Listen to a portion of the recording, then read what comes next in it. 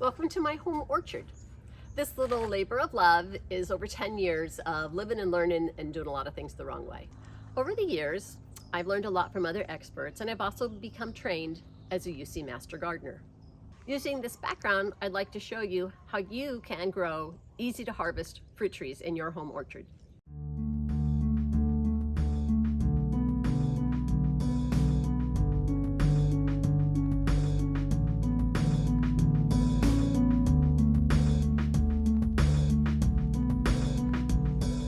Here with my stone fruit trees, and you'll notice they're not a lot taller than I am, and that's on purpose.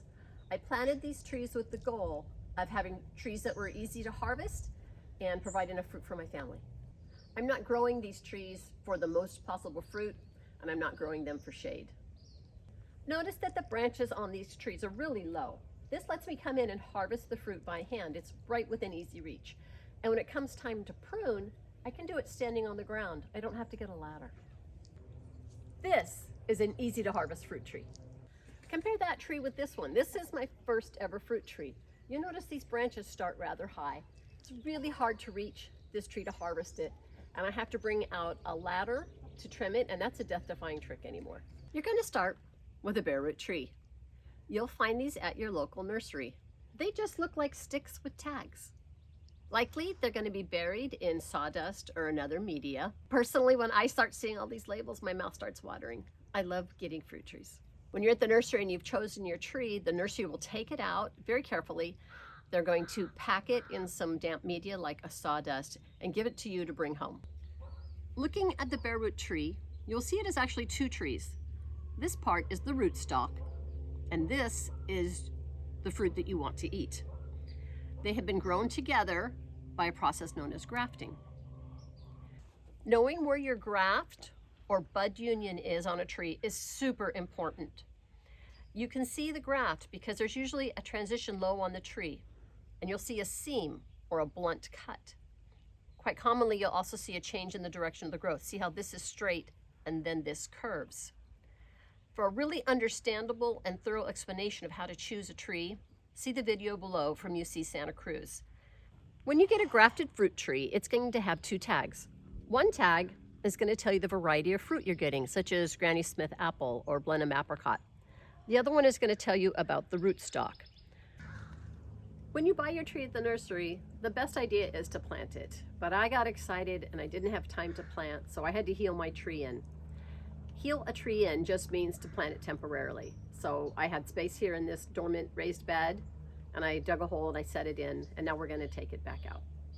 When you take the tree back out, make sure to be really careful of where those roots are under the dirt. I'm going to start really wide, and I'm going to loosen the soil around the tree because I don't want to damage or upset my roots at all.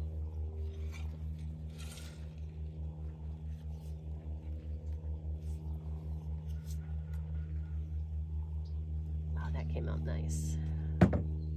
Before you plant your tree, stop and think before digging. You're going to have this tree for a long time, so you want to do this right. Your tree should be about 10 foot away from everything else. Your tree needs a full day of sun, and your tree needs good drainage. So don't plant in the shade of another tree, don't plant in the shade of a building, and don't plant at the bottom of a slope. To plant your tree, you're just going to need a few simple tools. Obviously, something to dig with. You're going to need some clippers. I highly recommend that you sanitize with bleach, and you're going to need to wear gloves. To keep your clippers in good condition, watch our video on how to clean and sharpen garden tools. Once you've identified your sunny spot with good drainage, you need to dig your hole. I want you to forget everything you've ever heard about big holes. Modern science has shown us that trees do best in native soil. So you just need to dig a hole a little bigger than your root ball and that mirrors the shape of the root ball.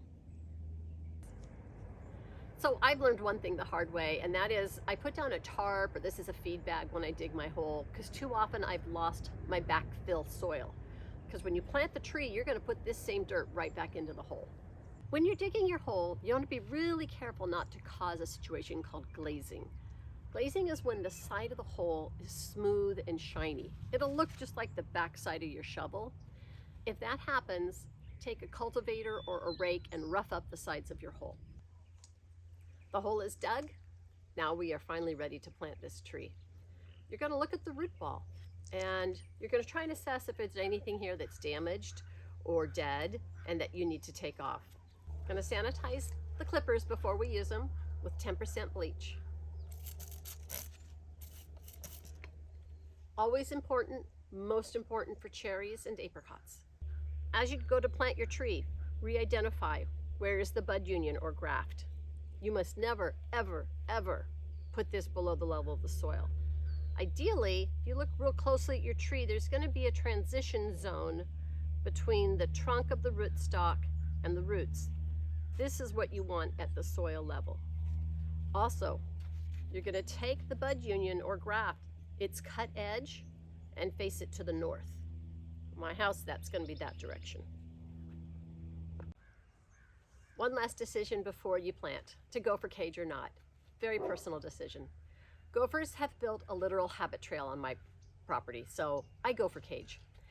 The pro sides are it gives your tree time to grow some roots before the gophers can come and chew on it. Some people feel it might strangle the roots, but the wire rots underground. And by the time your roots get that big, in my feeling, the wire is going to have rotted away.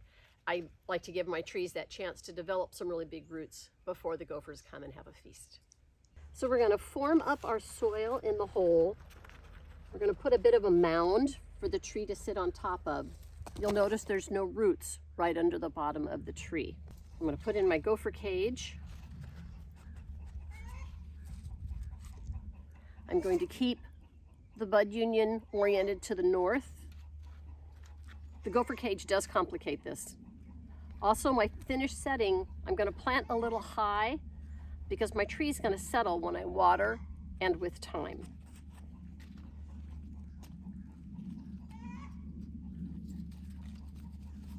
I'm going to work these roots gently and as best I can out through the gopher cage.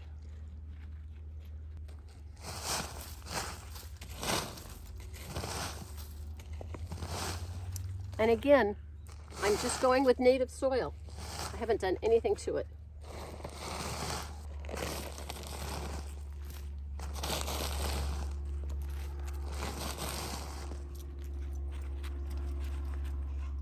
This is called backfilling. That's another one of our gardening vocabulary words.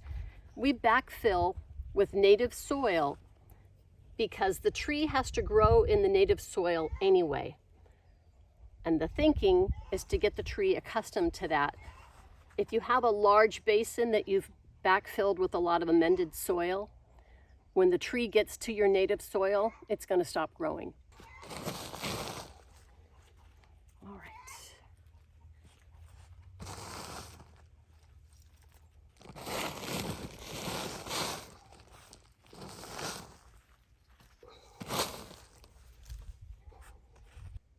I have my tree primarily planted and backfilled, and I'm going to start tamping my soil.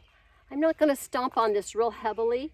I'm just going to firm it up to make sure that there's not air around the roots and to help determine how deep my tree is in the soil. Now we're going to come to one of the most vital parts beyond that your bud union is above ground level. We're going to prune this tree before it even starts to grow. This pruning is how you're going to get an easy to harvest fruit tree. This is the trunk of your tree up to the top here. What comes off of it is called the scaffold branches. This is where your tree is going to continue growing, leafing out, and making the flowers that will become your fruit. This is where the fruiting wood is going to grow. This trimming is going to help you get a lot of fruiting wood down low where it's easy to harvest and easy to trim the tree in later seasons. So I put together this little jig to try and illustrate what I'm talking about. Pretend this is the trunk of our tree and these are the scaffold branches. These are what you want on your tree. And this, of course, is an idealized situation. No tree is going to be perfect. My tree is not going to be perfect. Your tree is not going to be perfect. We're going to be close. What we want, ideally, is branches that are 4 to 6 inches apart And you want branches that are arrayed around the tree. So you want your branches to be spaced horizontally and then vertically the way that they're coming off of the tree. You also want branches that are at a nice Y to the growth of the trunk. You don't want branches that are straight out. These are weak and they will break. You don't want branches that are too close like this because they gather moisture and diseases can get into your tree. Now let's see what we can get when we trim. All right, this is gonna hurt. You get one shot at this. I'm gonna do it right live here on camera. We are gonna cut this tree down to about 3 feet tall. This will force it to send its growing energy out to the side branches, which is where we want it. We're gonna cut off most of the growth that you see here. I'm gonna start with these small branches, and I'm gonna take off this small branch. It's hard to reach underneath the tag.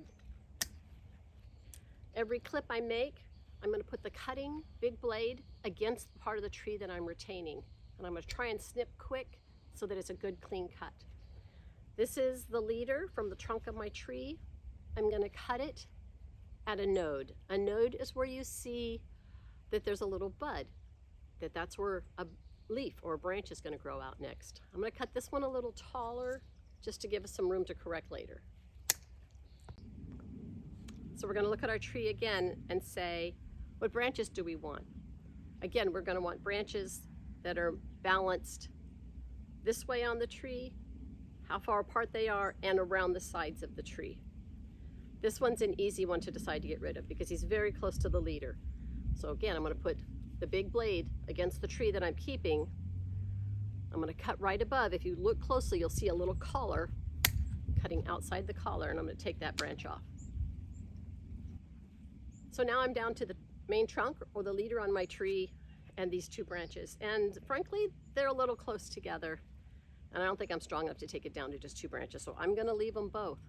But I'm gonna cut them so they're only 3 inches long. And then when they start to grow, 2 branches will come off of there. And the next time I'll trim, I'll just keep 1. Again, see our How to Trim a Fruit Tree Part 2 in the caption below. I only have 3 pieces left of my tree.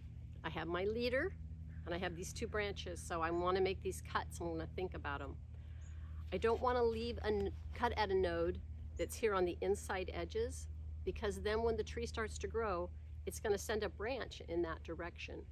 And I want the branch that it grows to go out, away from the center of the tree, so that I have room for my crown to grow out and out and out.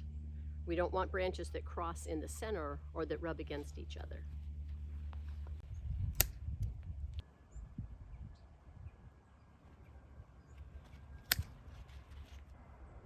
Now I'm gonna go back and make this shorter. I had left it longer just for example's sake.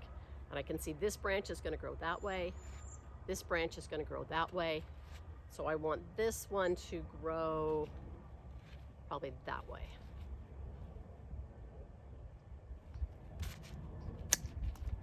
And that's how I'm gonna try and direct the growth of my tree so that it goes out and out and out. The first time I did this to a tree, I probably cried. I still get nervous every time I do it. And this is probably the 10th bareroot tree that I have planted. But I know in my heart of hearts that this is the right thing to do. Additionally, this tree, you might have heard me say, is an apricot. We don't want to trim apricots or cherries when it's about to rain. And we have rain forecast in 4 days.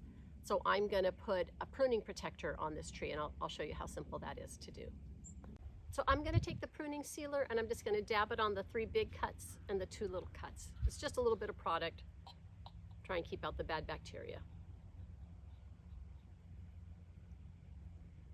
Ooh.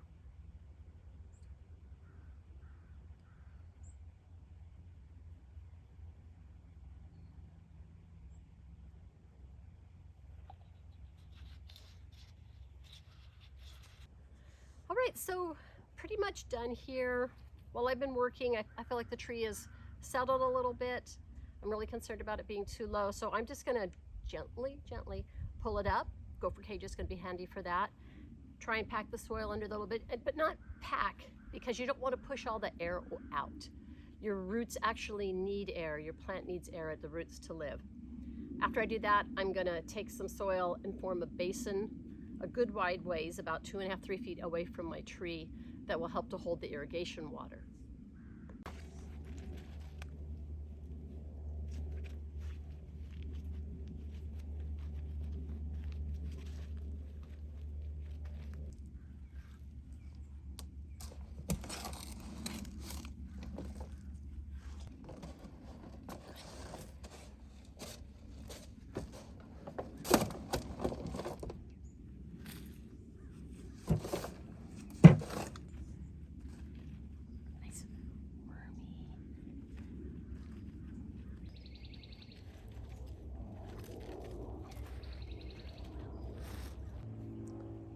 All right, we are almost done with planting the easy to harvest fruit tree. We have trimmed it down short so that it can grow scaffold branches where we can harvest. I've formed up a basin around it to hold the irrigation water. I'm now going to water it in. I'm not really going to flood this tree because my soils are already pretty wet. If you live someplace really sandy, like out in Nipomo, you might want to put in some more water. Also, the tree is dormant right now, so it's not really going to start growing. We're filming this on February 13th. Probably maybe mid to late March, there'll start to be some growth on this tree. As you can see, I'm just kind of getting this in here, making sure it's set good. Nothing is really sinking. I think we're done. We are the UC Master Gardeners of San Luis Obispo County. We are here to help you with your science-based gardening inquiries, and we can answer questions. You'll find contact information in the caption box below. Thank you.